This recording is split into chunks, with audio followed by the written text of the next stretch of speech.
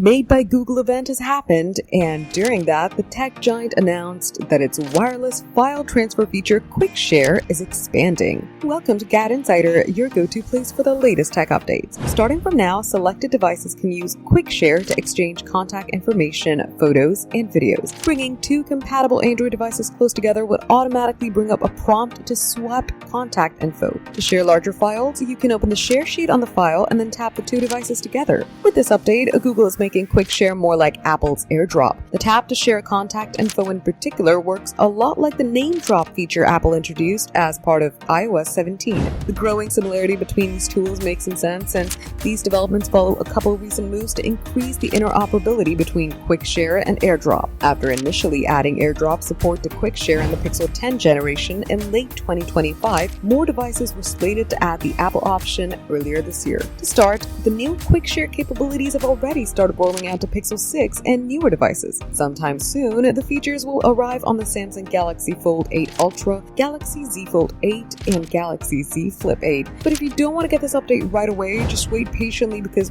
Google has promised to expand support to more Android devices by the end of the year. For more updates, subscribe to GadInsider, like and share the video, and don't forget to press the bell icon so you never miss any update.